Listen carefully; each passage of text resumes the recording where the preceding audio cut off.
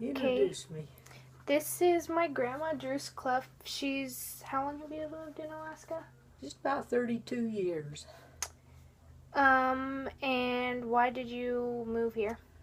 Because Grandpa talked me into coming, and I told him I will stay 1 year, maybe 2, and then I'll see if I like it or not. And if I don't, I'm moving back, and that was 32 years ago. And what regions of the state have you visited? The regions of the state. Or places in the state? Mostly where the roads go, except going down through the inside passage. I've gone down through there. And we went on a cruise last year to Juneau, and we saw Glacier Bay, and we went. What was the other place we went? There was 4 places. Juneau, Skagway. Haines. Yeah, Haines. Yeah. And what's the best part about being a long-term Alaskan? You learn to love the people, and I think one of the things I really enjoy here is the diversity, not just in the weather and the change of the scenery, but in the different cultures and people that live here. We get the Hispanics, and we get the Africans, and we get the Asians, and we get people from all over the world. And I think not just our own country, but from all over the world. And I like that. What's the worst part about being a long-term Alaskan? Missing family. You miss your family that you don't get to see every day or every week. Thinking back over the years, if you could bring 3 famous Alaskans to dinner, who would they be and why? 3 famous Alaskans.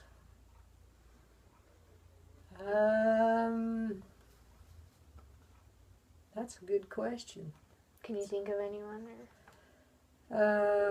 What was the guy that went with Admiral Byrd down to South Pole? I was trying to remember his name right now. And he lived here and died here, and I met him once, but I would have loved to spend some more time with him. Do you remember when Alaska became a state, and did it matter to you at the time? Yes, I remember when it became a state. Your Uncle Doyle and his family were living here, and they were very excited about it. And at the time, it didn't matter to me. My main thought was, well, I got to add another star on the flag now. That was the main thing I thought of. What are 2 ways Alaskan society has changed the most over the years? How has it changed the most? Mm-hmm. I think just in development, of course. You know, I see changes, but they're not big ones. I see things like when we first came here, the school districts were the top of the nation. Now they rank somewhere like number 15 or 16 in the nation. They've dropped. I see some of the things like some of our politicians. I see things that they've done that I agree with 100%, and other things they've done that I think they must have been drinking or crazy to do what they did. What are the 2 most important issues Alaskans should focus on in the 21st century?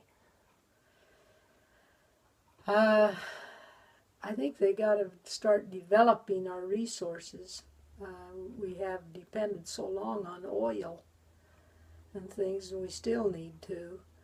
But I think there are things that mining and stuff could go further ahead on mining. Being able to develop more resources up here in construction or materials that could be sent to other parts of the world. I see, we have a lot of good water and a lot of good things like that right now it's not, we take it for granted, but I see down the road that water is going to be a resource that a lot of places, not just our country, but other countries will pay money to have shipped in. And we have glaciers that can feed a lot of that for a long time. What is the most common question you get when you visit other states and say you're from Alaska? Do I get to see polar bears or bears? I think is probably one of the most popular questions. And since you aren't a native, what do you think of all the benefits they get? I have mixed emotions on that. I feel like they should have some rights that they traditionally had because this land was theirs.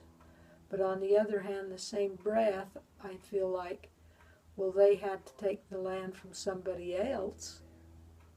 And I look at the wars that have been fought through history, and almost every nation or country that conquered another country put the other country they just conquered in bondage. And I don't feel, I think we have put our native population somewhat in bondage for a while, but I think now we've become their nursing mothers, and we go the extra mile when we need to teach them how to be more independent. Well, thank you for your time. Oh, that was wonderful. Thank you.